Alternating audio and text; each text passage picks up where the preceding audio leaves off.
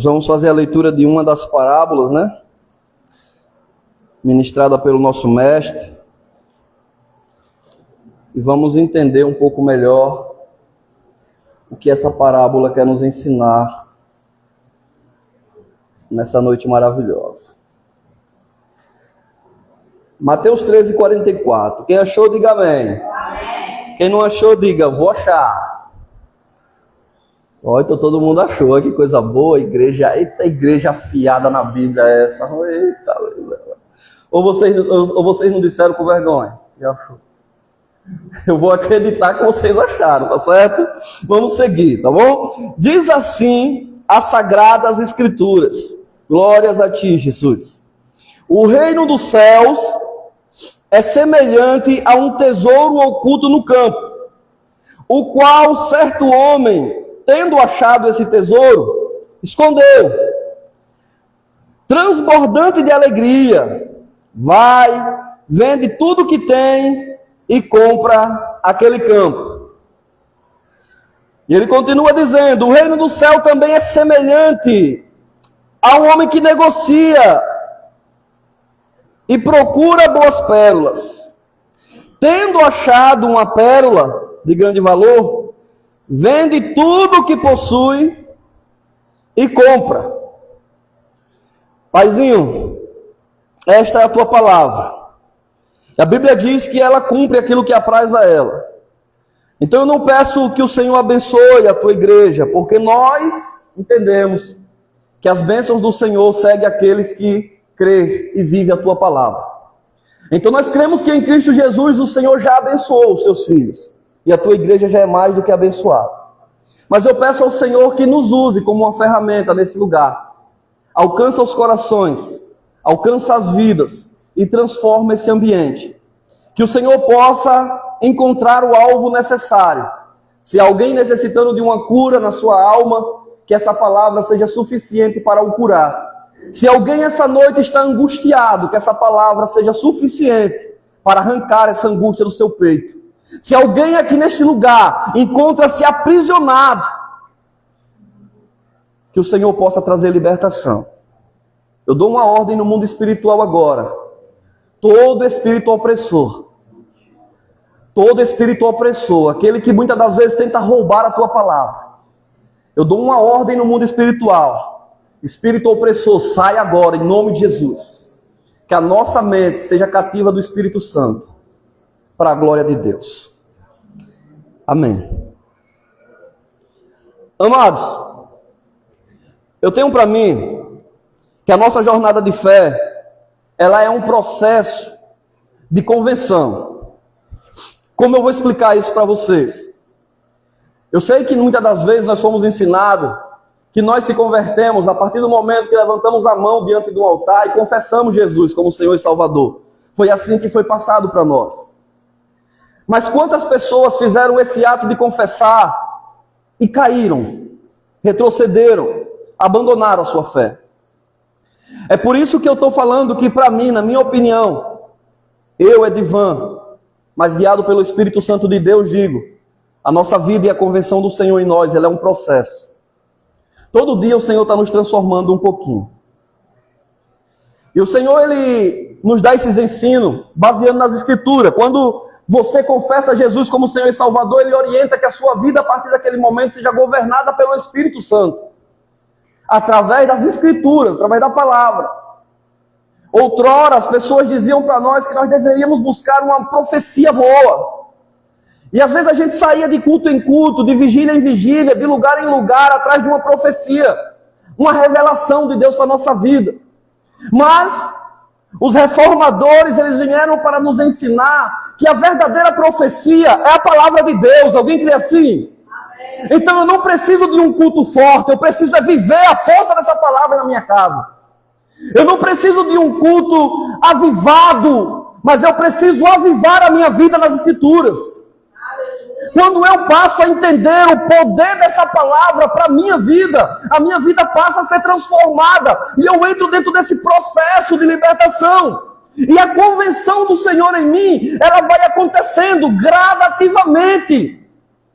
E aí o Senhor diz, você roubava, Não roube mais. Se você mentia, não minta mais. Se você estava enganando as pessoas, pare de enganar as pessoas. Se você defraudou alguém, está devendo e não pague. O Senhor começa a dizer qual é o processo para que nós possamos chegar à perfeição nele. Mas, muitas das vezes a gente fica aguardando que essa perfeição, ela vai acontecer na vida de todo mundo, mas não vai acontecer na minha. Porque a gente às vezes chega num ambiente como esse, e a gente foca mais em olhar os problemas das pessoas do que o que nós precisamos melhorar em Cristo. E aí a gente começa a julgar a intensidade do que está sendo cantado, a gente começa a julgar a forma que a pessoa está falando, a gente começa a julgar o comportamento que as pessoas estão tendo. Mas o Senhor, Ele quer que a gente entre dentro de um ambiente como esse, como uma brasa, disposta a queimar dentro deste lugar. E o que é que uma brasa ela vai fazer quando ela encontra outra brasa? O que é que ela vai fazer, irmãos? Os diáconos orientam aí o pessoal nos lugares para sentar, por favor. Chegando ali alguns irmãos. Deus abençoe. Pode conduzir eles aqui à frente. Então,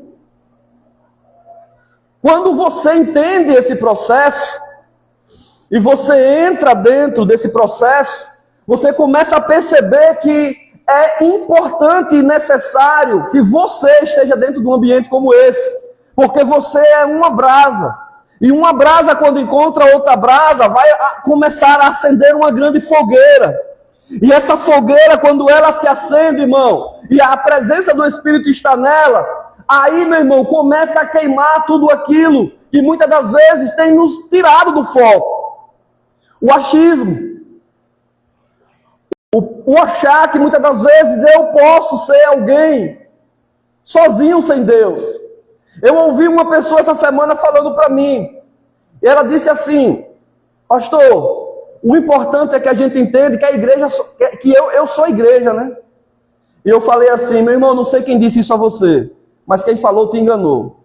Você sozinho, você talvez seja um dedo. Você sozinho talvez seja um pé. Você sozinho talvez seja uma língua. Mas você sozinho não forma um corpo. Você só passa a ser igreja a partir do momento que o pé se junta com outro pé, com outro braço, com outro dedo, com outra mão. E até então, todas essas partes juntas têm um cabeça. Quem é o cabeça desse corpo? É Jesus. Sem o cabeça e sem as outras partes do corpo, você é só um dedo podre. Porque você já viu o que é que acontece se você arrancar o dedo da sua mão e deixar ele lá no canto? Já fez esse teste? Espero que não, né? Ninguém tem essa capacidade de arrancar o dedo para... Mas se você pegar o seu dedo e arrancar e deixar ele lá no canto, o que é que vai acontecer com ele, irmão? Ele vai apodrecer. E depois ele vai servir para ser colocado de volta no corpo?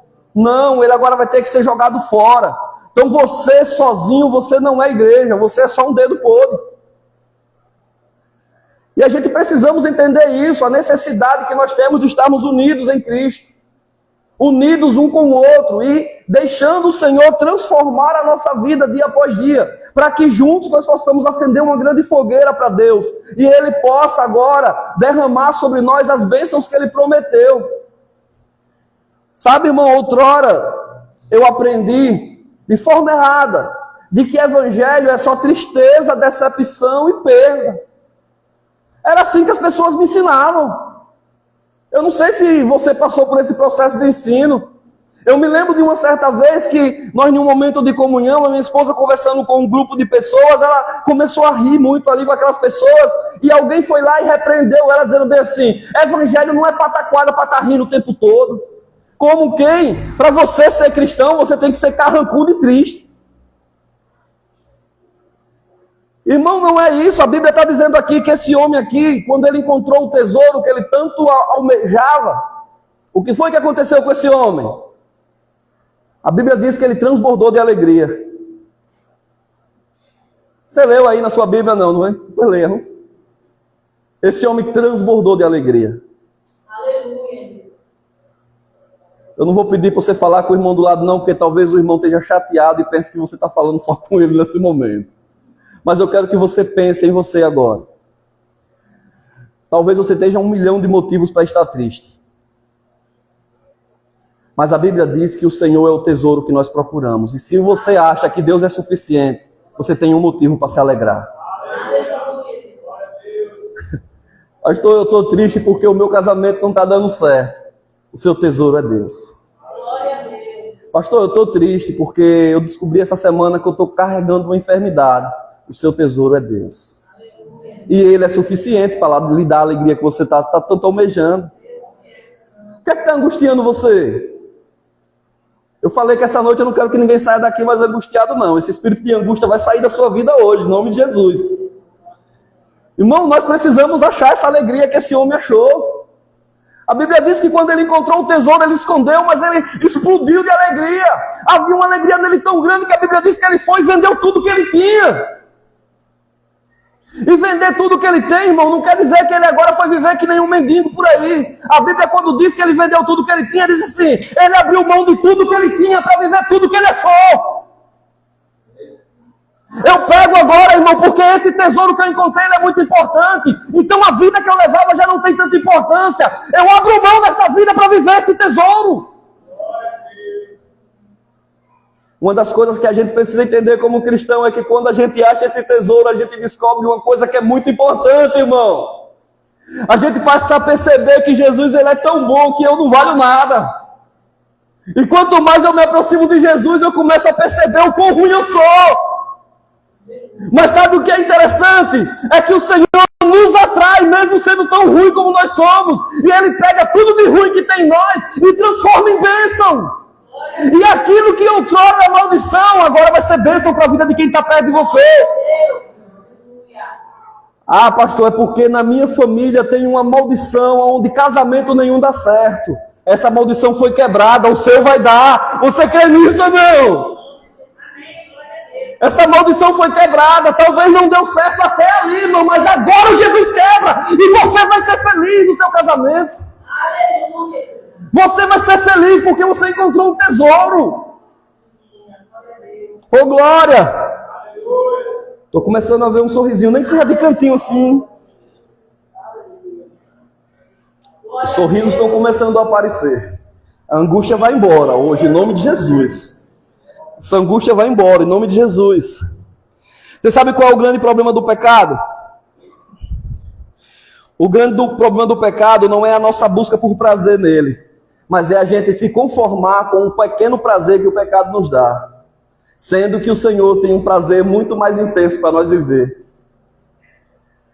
E o grande problema está aí, a gente se conforma com as migalhas do pecado.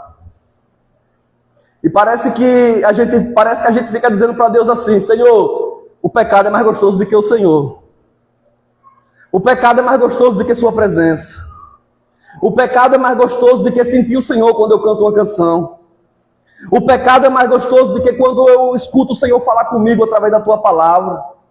A gente começa a trocar, sabe, prazeres que são tão maravilhosos por pequenos prazeres, irmão, que vai lhe matando aos poucos. E sabe o que é tão interessante nisso tudo? É que quando o Senhor começa a arrancar de você aquilo que não agrada a Ele, na verdade você não está perdendo nada, você só está ganhando. Porque você veja, às vezes a gente tem um prazer muito grande em fumar um cigarro. Talvez aqui ninguém tenha esse prazer, mas tem pessoas que quando dá uma tragada no cigarro, chega a ver estrela de prazer que sente. Estoura estrelinhas ao redor, eita que satisfação. Mas aquele prazer ele é momentâneo. Você sente naquela hora e ele vai embora. Mas você imagine o prazer da salvação. Aleluia. Você imagine o prazer de morar no céu. A satisfação de você se acordar de manhã e dizer assim: em Cristo Jesus eu sou mais do que eu já venci, meu irmão. Imagine essa satisfação no seu coração. De você não depender de ninguém para sentir a presença de Deus, porque você vive ela dentro do seu lar.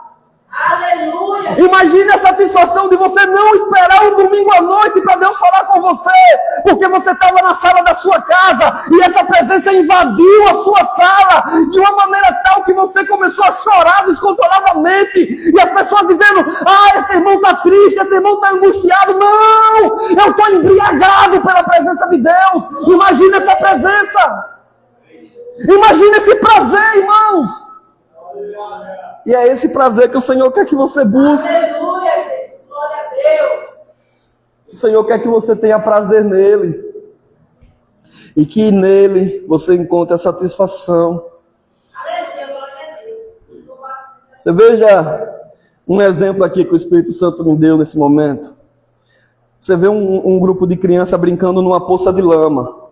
E assim, venhamos e convenhamos. Uma poça de lama para uma criança se torna um oceano. E ela vai estar numa satisfação gigante ali. Ah, irmão, eu quando eu jogava de bola na chuva, irmão, eita coisa boa, irmão. Eu sabia que quando eu chegasse em casa, amanhã ia me bater, porque eu ia sujar roupa, talvez eu até ia rasgar. Eu sabia que ia ser problema, mas eu ia aproveitar o máximo que eu pudesse aquele prazer. Se tivesse uma graminha, eu dava carrinho de 4 metros na lama. E aquele momento estava me dando satisfação, prazer. Mas aí você imagina as crianças brincando numa poça de lama e você diz assim: crianças, sai dessa poça. Eu vou levar vocês ali para o rio. Vou levar vocês ali na caueira para vocês verem o que é desfrutar de um grande oceano. E essa criança olhar para você e dizer assim: não, tio, aqui para mim tá bom. Eu prefiro a poça de lama. É estranho, né? Mas talvez seja isso que você diz para Deus todo dia.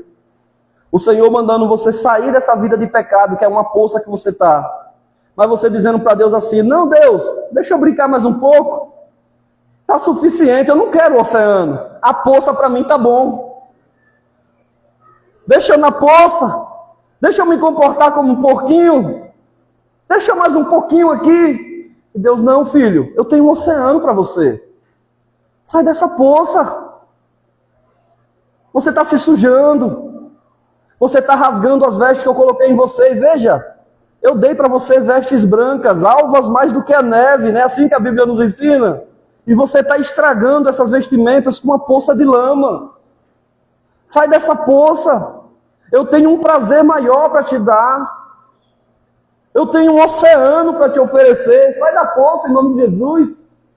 Mas a gente está encontrando satisfação em ficar naquela poça. Aleluia. O texto diz que ele transbordava de alegria. E transbordando de alegria ele vai e vende tudo. E sabe, irmão, a pergunta que eu quero fazer para você aqui essa noite é a seguinte: o que você está disposto a perder para viver com Jesus? O que você está disposto a abrir mão para sentir novamente o prazer de Deus falar com você? Você se lembra aquela primeira vez que você estava se sentindo solitária, triste, angustiada, vazia, e uma voz veio e disse no seu ouvido: filho, eu sou contigo. Você lembra? Como foi bom saber que Deus estava cuidando de você? Mas com o tempo, você começou a abrir mão desse prazer. E começou a ter satisfação em coisas passageiras, supérfluas.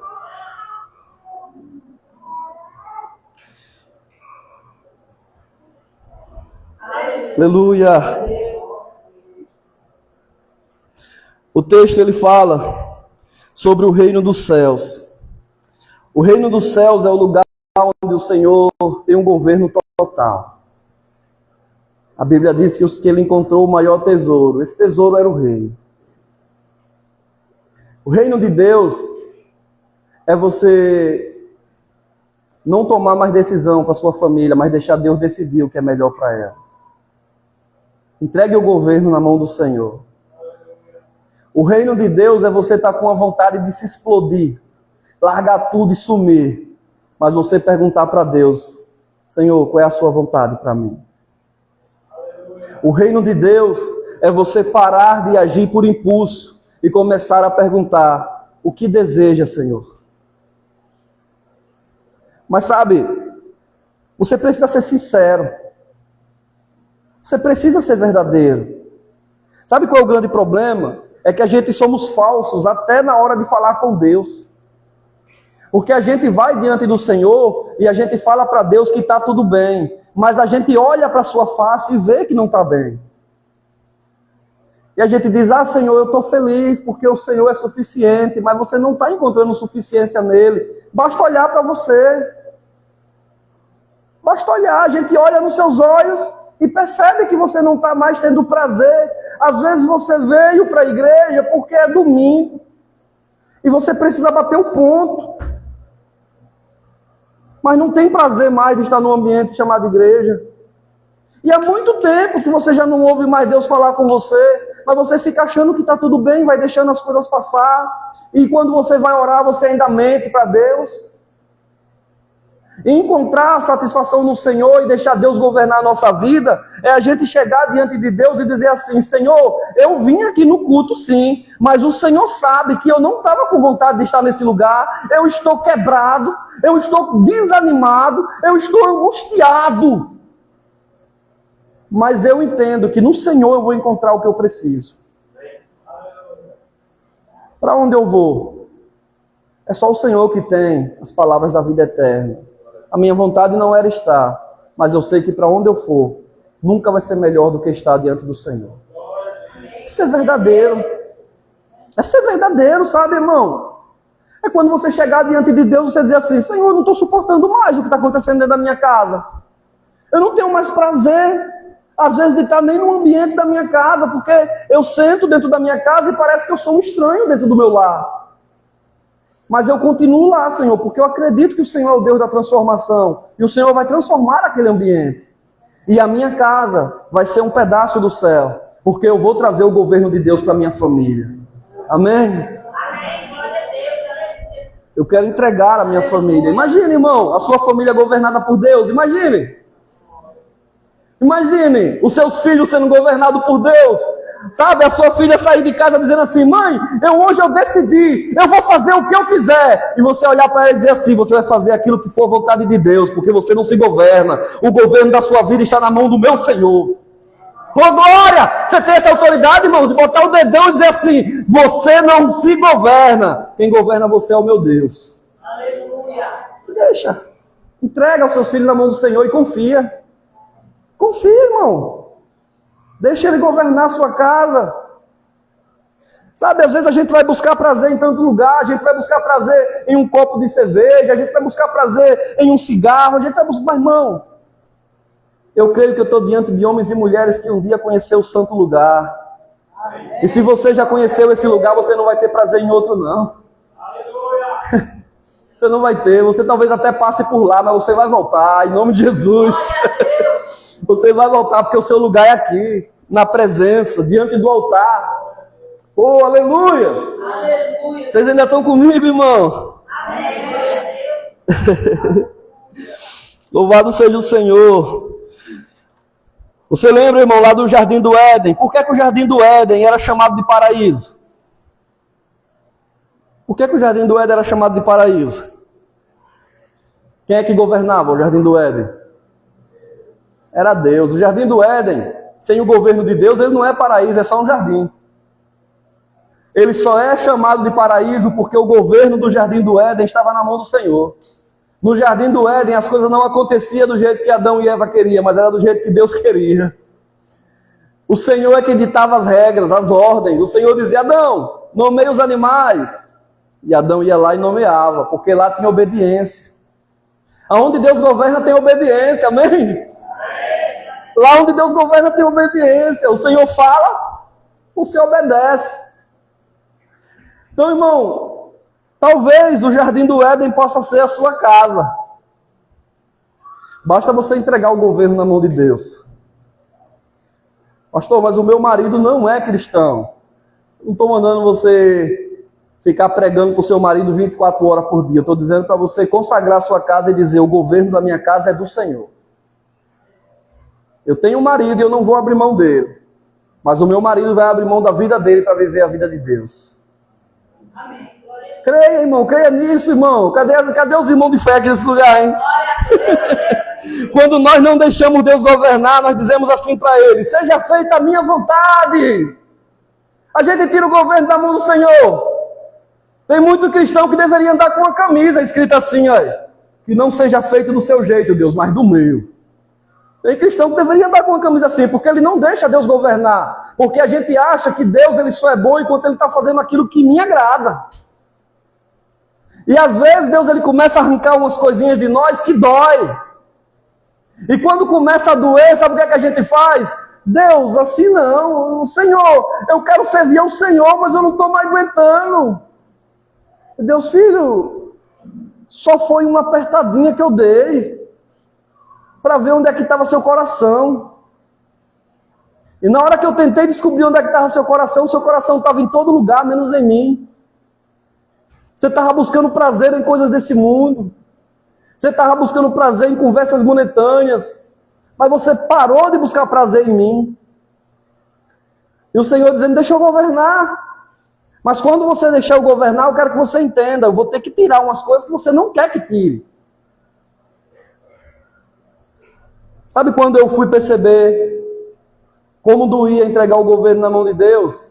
Quando em alguns momentos o Senhor falava para mim assim, isso aqui não é conversa de crente. Para com essa conversa agora. Eu dizia assim, Deus, mas o Senhor sabe, eu só estou fazendo isso porque, irmão, olha, o crente quando ele está perto de pecar e de cair, ele arruma um monte de justificativa, sabe? Às vezes a justificativa do pecador é que ele está evangelizando.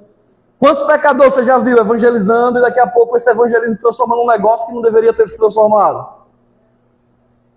Então é você entender, se o Senhor disse que chega, porque ele fala assim, o diabo, o Senhor disse que você vai lá e expulsa, mas o pecado, o que é que você faz?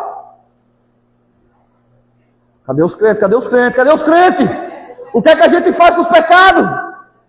Pecado a gente foge, irmão. Tem gente querendo expulsar pecado na marra. Tem gente que fica lá assim, e o pecado olhando para você e você dizendo, saia pecado, em nome de Jesus, pecado. Eu quero lhe repreender, pecado. Sai o pecado dizendo, não, meu filho, eu estou na sua vida. Eu estou aqui dentro da sua casa, como é que você vai me repreender? A única maneira de você me tirar daqui é se você tirar ele de mim. É se você arrancar eu de dentro de você. Porque eu não sou algo que você expulsa, eu sou algo que você resiste. Você tem que resistir e fugir. Você vai resistir lá, irmão, resista. Resista às tentações do diabo. Mas o pecado, irmão, você está olhando para ele, dizendo assim, não, pecado, eu estou preparado. Oxe, eu estou jejuando tem 3 dias, treinei boxe, estou forte. Vem o pecado para cima. E o pecado dizendo, e o diabo olhando e dizendo assim, é agora que eu dou uma rasteira nele. Que ele acha que ele é suficiente. E você não é suficiente. Sem Deus, você não vai para lugar nenhum. E viver o governo de Deus é você ouvir o que Deus tem para você e fazer o quê? Obedecer.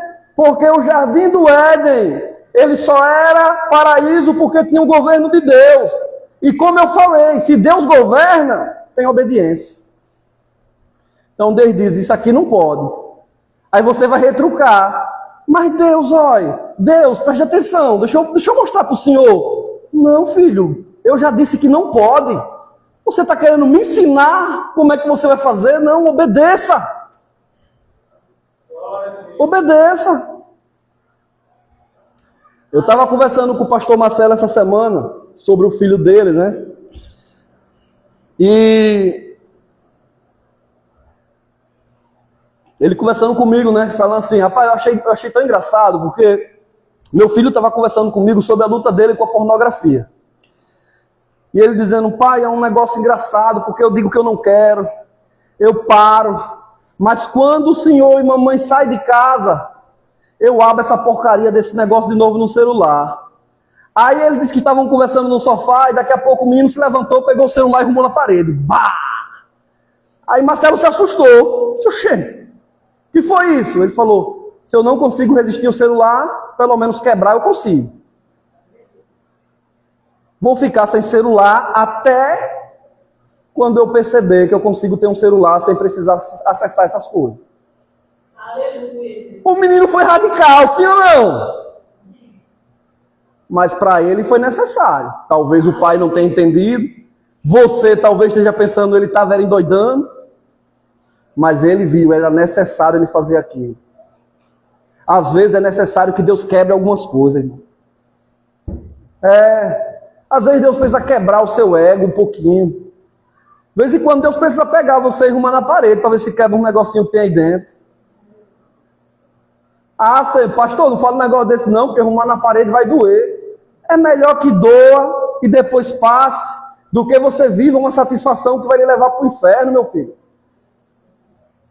Um prazer momentâneo. Quando nós não deixamos Deus governar, nós dizemos para Deus assim: Deus, faça aqui na terra como é feito do meu jeitinho. Faça aqui na terra do meu jeitinho. Eu tenho um jeitinho. Filho, o que é que você está fazendo? Não, eu estou dando um jeitinho aqui para salvar meu casamento. Eu nunca vi jeitinho salvar casamento. Eu nunca vi jeitinho salvar casamento. Eu estou dando um jeitinho aqui que é para meu filho não ir para o mundo. Não existe jeitinho, irmão. A Bíblia diz, oriente o seu filho, ensina o seu filho, instrua o seu filho. Uma hora seu filho toma a decisão, mas irmão, quem já pisou no Santo do Santo, ele pode até ir, mas ele vai voltar, irmão. Ele vai voltar, porque ele conhece o Santo do Santo, ele sabe o que é que deu prazer a ele, eterno, ele sabe, ele sentiu o gostinho. Ele não vai ficar lá não, em nome de Jesus. Aleluia. O estilo de vida do inferno é a desobediência. O estilo de vida do céu é a obediência. O governo de Deus é semelhante a um tesouro, ele diz lá na palavra, na parábola. E ele explica que aquilo é tão valioso, que ele precisou esconder. Ele entendeu o valor daquele tesouro. Irmão Breno, é assim, Breno, ó. É você pegar esse copo e você dizer assim: caramba, esse copo aqui está valendo uma fortuna inestimável. Mas se você ficar com esse copo aqui exposto, alguém vai passar e vai arrancar ele da sua mão. Então você precisa colocar ele num lugar seguro. Sabe? O lugar mais seguro para você ter é dentro de você. É por isso que o maior tesouro que você carrega chama-se Espírito Santo. E o cofre é você. O grande problema é que muitas das vezes esse cofre está quebrado e não consegue manter o tesouro lá dentro. O grande problema é que às vezes esse cofre está precisando de uma restauração para que o tesouro não escape. Sabe o que é interessante? É que a Bíblia diz que esse homem ele estava trabalhando. Breno, a Bíblia não diz que esse homem tinha saído atrás de um tesouro. A Bíblia diz que esse homem estava trabalhando. Sabe o que é que isso aqui diz para mim e para você? Às vezes você está fazendo as coisas do Senhor e o Senhor está cuidando das suas coisas. Que às vezes a gente estamos querendo que o Senhor ele se adapte aos nossos gostos pessoais. E a gente quer trazer a satisfação de Deus muitas das vezes, e Deus precisa se satisfazer naquilo que eu acho que é correto. Mas não. O homem estava trabalhando, ele estava no reino, ele estava servindo. E aí ele tropeça num tesouro. Então isso diz para mim o quê? Esse homem não achou o tesouro, foi o tesouro que achou ele. Sabe? Jesus ele nos encontra. E ele começa a nos preencher quando ele percebe que no nosso coração há satisfação em viver para ele. Quando ele começa a olhar para nós e ele é assim: não, o meu filho ele tem encontrado satisfação em mim. Porque Deus ele já encontrou em mim muitas coisas que eu achava que eu não tinha. Vou dar um exemplo aqui para você entender. Uma vez, eu ouvi um rapaz fazendo uma pregação falando sobre os pecados ocultos da igreja. E uma das coisas que me incomodou muito naquela hora que o pregador estava pregando foi quando ele falou sobre a inveja. E eu ficava retrucando para mim mesmo: não, eu não sou invejoso, eu não tenho inveja. Eu queria me convencer de que aquilo não era comigo. Sabe? Você já percebeu quando Deus fala com você e você fica tentando se convencer de que não é com você? Foi assim que estava comigo. Não, eu não sou invejoso. E o Senhor me fez eu me colocar em uma situação aonde automaticamente eu me questionei sobre algo que alguém estava tendo naquele momento. Como quem eu estava dizendo para Deus assim: eu mereço mais do que ele. E na mesma hora o Espírito Santo disse: Olha a inveja aí dentro do seu coração. Você é invejoso, você só não confessa. E eu comecei a chorar e disse, Senhor, me perdoe. É verdade, eu sou invejoso. O Senhor encontrou em mim um pecado oculto, que muitas das vezes nem eu achava que tinha. E às vezes a gente tem que se perguntar para Deus quais são os pecados ocultos que nós estamos carregando. Porque são esses pecados ocultos que têm nos matado e tirado o prazer de viver para Deus. E a gente começa a encontrar satisfação em muitas coisas, irmão. É tão bom quando você adquire um bem que você estava lutando para adquirir. Dá um prazer, uma satisfação. E automaticamente, quando você adquire aquilo que você buscava, você já começa a trabalhar para adquirir um bem maior. Porque você encontrou prazer naquilo. Mas isso fala muito sobre o nosso coração diante de Deus. Sabe por quê? Porque a gente diz que Jesus é o maior tesouro da nossa vida. Mas a gente não tem o prazer nele o suficiente para buscar esse tesouro diariamente. A gente acha que o prazer momentâneo do culto de domingo à noite é suficiente. Então a gente sai de um culto como esse dizendo, Deus falou tremendamente comigo. Mas na segunda-feira parece que apaga tudo dentro da nossa vida. E a gente deixa de viver para Ele. A gente começa a achar que a gente começa a tratar Jesus e o Espírito Santo como se fosse uma dose de dopamina.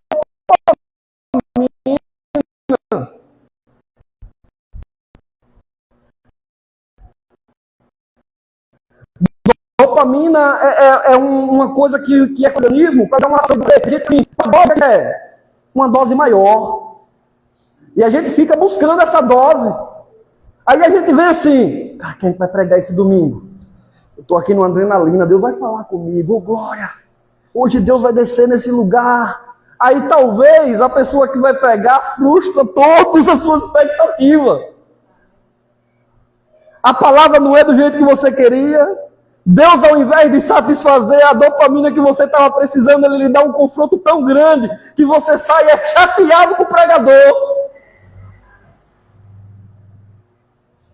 Mas Deus estava dizendo assim, filho, eu não estou querendo lhe dar uma dose de dopamina, eu estou querendo lhe dar uma vida liberta para mim. Aleluia! Eu não quero que você tenha um prazer em um culto de domingo à noite, mas eu quero que você tenha a satisfação de um dia ir morar comigo.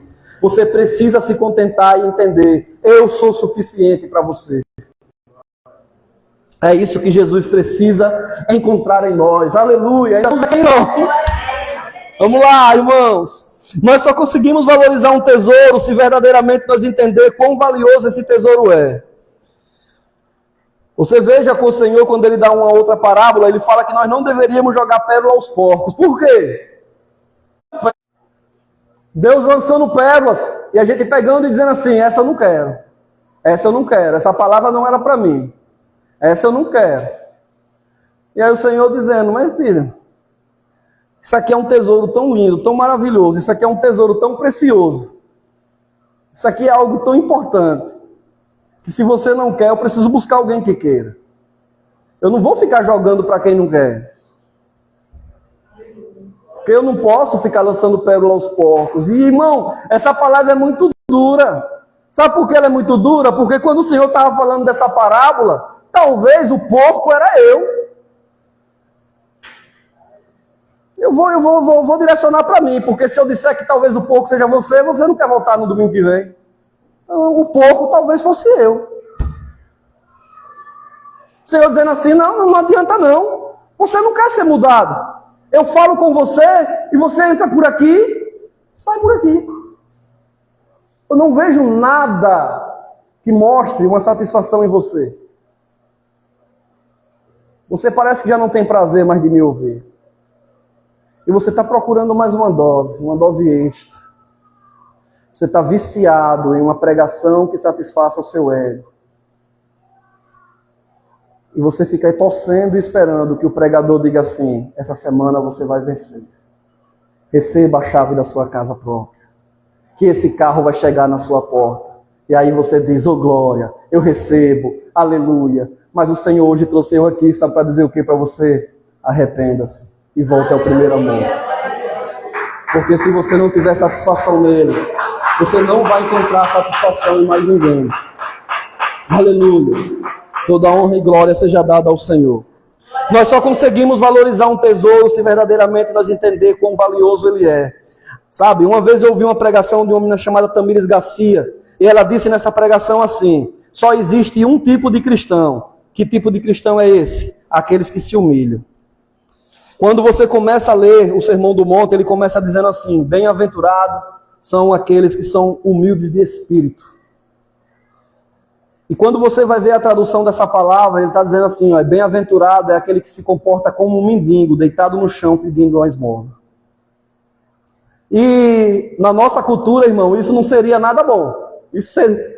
Qual é o prazer que tem na cultura do Brasil de alguém estar deitado no chão pedindo uma esmola? Alguém dizer isso para você: Isaac, feliz é você se você estiver deitado no chão pedindo uma esmola. Você vai dizer, está repreendido. Oxi, que felicidade é essa? Eu não quero essa felicidade não. Mas aqui lembra, irmão, ele está falando aqui de um tesouro. E quando ele diz assim, irmão, bem-aventurados são os humilhados, aqueles que estão perante o chão pedindo uma dose, dizendo, Senhor, eu preciso. É aquele mendigo que está dizendo assim, Jesus, eu não sou salvo sem o Senhor. Deus, por favor, me salva. Senhor, me arranca desse chão. Deus, transforma a minha vida. Esse é bem-aventurado. Porque, sabe, as bem-aventuranças não é para aqueles que se exaltam, mas é para aqueles que se humilham. Porque tem muitas pessoas que estão dentro da igreja, mas eles já acham que são autossuficientes. E ele quer medir, sabe, a satisfação e a alegria dele no nome, a quantidade de oferta que ele dá na igreja. Porque, olha, sabe o que a gente aprendeu? E eu já vi pregador dizendo isso. Ó, irmão, veja aí a oferta que você vai dar essa noite, viu? Porque Deus se alegra com aquele que dá. A Bíblia diz isso. A Bíblia diz isso, irmão. A Bíblia diz que Deus se alegra com aquele que dá com... Irmão, só ofertar. Quantas pessoas, irmão, traz uma oferta para aqui, mas o coração está longe daqui desse lugar. Não tem alegria, não tem satisfação, não tem prazer em Deus. Então essa oferta sua para Deus, irmão, ela não está servindo de nada. Deus diz que bem-aventurado é aquele que dá com alegria. Você está com uma moedinha, irmão, de R$1, mas você está numa alegria, dizendo assim, eita, eu estou no culto, eu estou na casa do Senhor, e você vem com a sua moedinha aqui, ó, alegre, feliz, dançando, se regozijando, e você coloca essa moedinha aqui, mas vem um outro irmão que vem com uma nota de R$1.000 lá, ó, e ele vem assim, ó, Deus, eu estou dando a minha maior oferta, porque eu sei que o Senhor vai multiplicar, eu sei que o Senhor tem algo para me dar. É como se fosse assim, ó, eu não estou abençoando a obra de Deus, eu estou fazendo um investimento. Você trata a igreja como se fosse um banco, onde vai ter juro para você. E não é isso. Deus diz, você precisa ter alegria no que você está fazendo. Satisfação, prazer. Eu não sei quanto foi a oferta que você separou para o Senhor. Mas o que Deus está olhando é se o seu coração está nessa oferta. Ou se essa oferta está dentro do seu coração. Porque tem muita gente que a oferta está dentro do coração. Mas tem um bocado de gente que o coração está na oferta. E aí o Senhor está olhando e está vendo isso. Aleluia! Glória a Deus. Boa foi essa palavra. Eu creio nisso, Jesus. Estou me encerrando, viu, irmãos? O texto diz que o tesouro estava escondido. Porque um homem havia escondido. E esse homem encontrou e escondeu novamente. Esse homem, ele servia o reino. E ali, ele deu de cara com o tesouro. Você está disposto a mudar a rota do seu caminho para viver o governo de Deus? Uma perguntinha já para a gente encerrar. Tem alguém aqui disposto a mudar a rota do seu caminho? Eu vou mudar a pergunta, que eu acho que você não entendeu não. Perguntar de uma forma mais clara.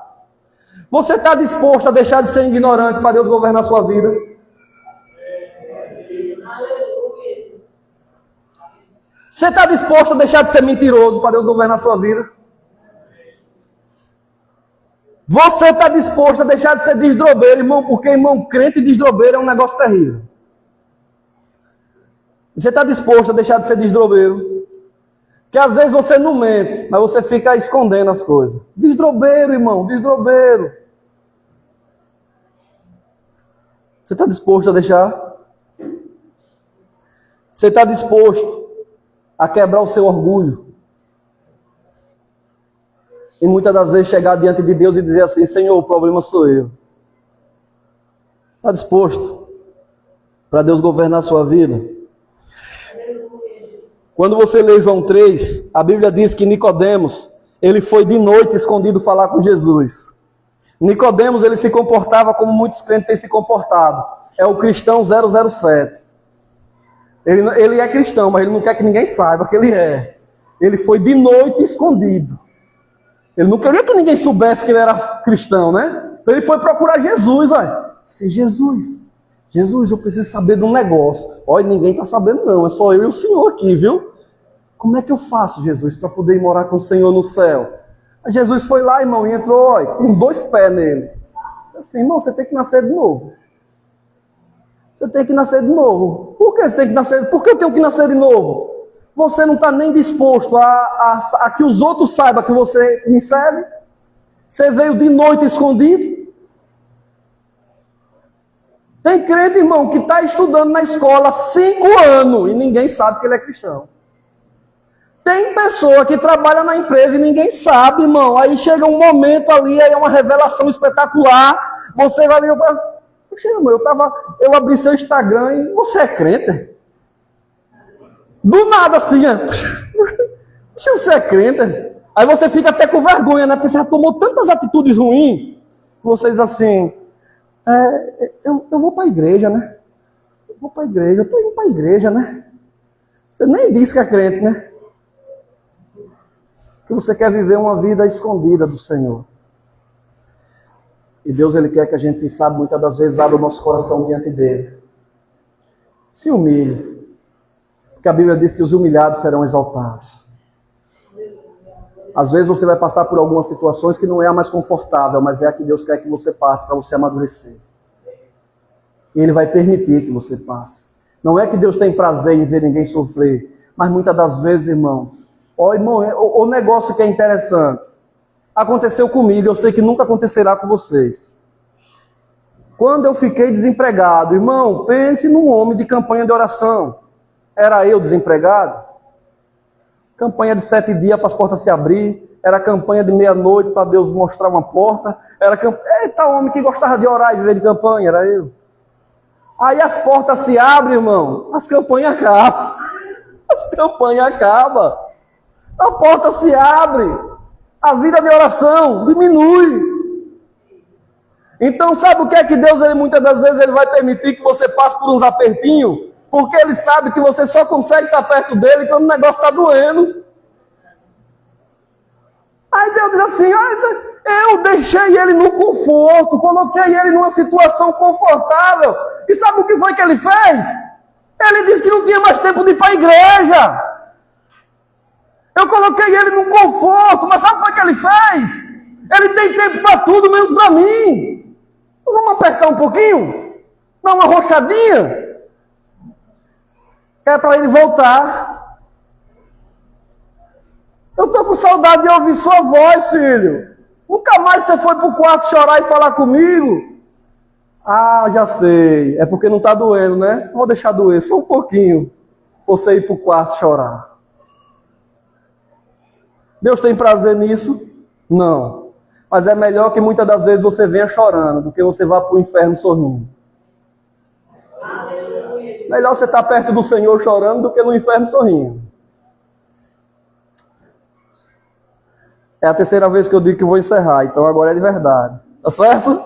1ª, 2ª, agora é de verdade agora. Nós aprendemos algumas coisas muito erradas, né? Como muitas das vezes a gente aprendeu que viver para Deus é só ter satisfação, prazer e benefício. Foi assim que me ensinaram. Mas quando eu entrei na presença do Senhor, irmão, a primeira coisa que eu percebi foi Deus arrancando um monte de coisa que eu não queria que Ele arrancasse.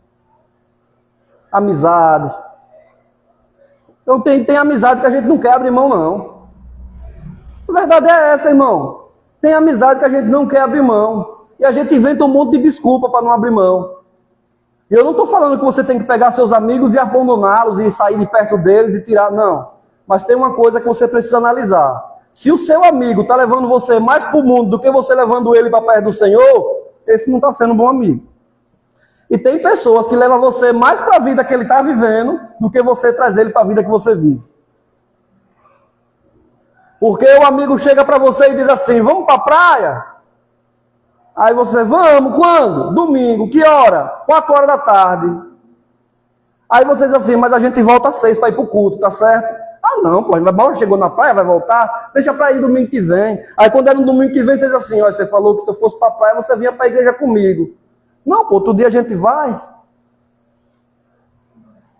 Ele conseguiu levar você para a praia, mas você não conseguiu trazer ele para a casa do Senhor. E eu estou dando um exemplo bem supérfluo, sabe? Mas cada um é que sabe da vida que tem levado e cada um é que sabe quem é os amigos que tem lhe cercado. Eu estou dando um exemplo só para você entender. Eu estava brincando com um amigo esses dias e eu falei para ele, né? Eu disse assim, tá vindo aí a final da Libertadores e o nosso estado vai pegar fogo, né? Palmeiras e Flamengo na final, eita, o negócio vai ser sério. Aí ele falou bem assim para mim, esse meu amigo. Rapaz, falar um negócio ao senhor, se o Flamengo ganhar, nem me ligue. Aí eu falei bem assim, você não é crente não, irmão. Você não é crente não, irmão. Às vezes você está colocando a minha amizade em jogo pelo jogo. Não, irmão, eu torço pro Flamengo, mas se o Flamengo ganhar, eu como feijão, farinha e arroz. E se o Flamengo perder, eu vou comer feijão, farinha e arroz. Eu tô ligando que ele perdeu, Meu prazer não está no Flamengo não, gente. Para de colocar seu coração em coisas supérfluas, irmãos. Um dia desse aqui, eu estava dizendo que eu pensei que essa fase tinha passado.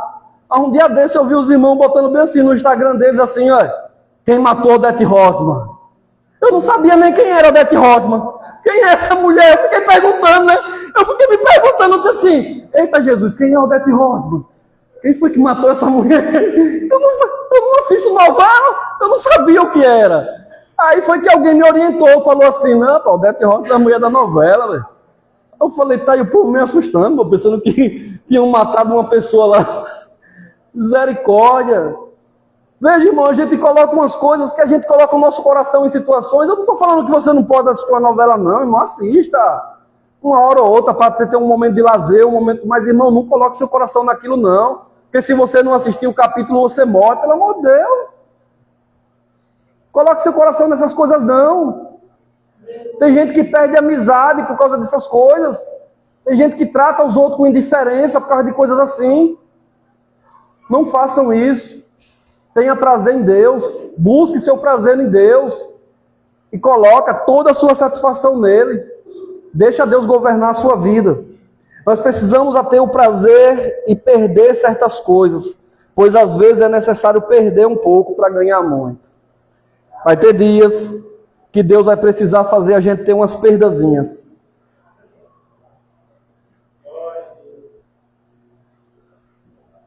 Então, que você essa noite tenha entendido algo precioso para você. Graças a Deus, no final do culto, eu estou olhando para vocês e eu não estou vendo mais ninguém olhando para mim com um olhar fulminante, querendo me matar mais. Está todo mundo sorrindo. Eita glória! A angústia foi embora, amém? Quando eu subi aqui no púlpito, eu olhei para aí, eu vi umas pessoas olhando para mim, que eu disse, será que está com raiva de mim, Jesus? Não. Era angústia no seu coração, essa angústia vai embora, em nome de Jesus. Eu sei que o seu problema não é comigo, o seu problema muitas das vezes é com a vida que você tem levado. Você não tem tido prazer nela. Mas o Senhor está aqui para restaurar a sua esperança. E você poder dizer, a minha esperança está no Senhor, que fez os céus e a terra. Aleluia. Eu confio em Ti, Jesus. Vamos orar. Madriane, por favor, assuma ali para a gente cantar uma canção após a oração. Eu quero orar por você. E se talvez agora, no final dessa pregação, você ainda está com seu coração angustiado, eu não vou aí não. Hoje eu não vou aí não, mas eu quero que você seja sincero com você mesmo. E você coloque a mão no seu coração e você mesmo ore, dizendo, Senhor, eu não quero sair daqui com essa angústia no meu peito. Eu não quero. O pastor falou e eu entendi que quem está angustiado hoje sou eu. Eu não estou tendo prazer mais em minha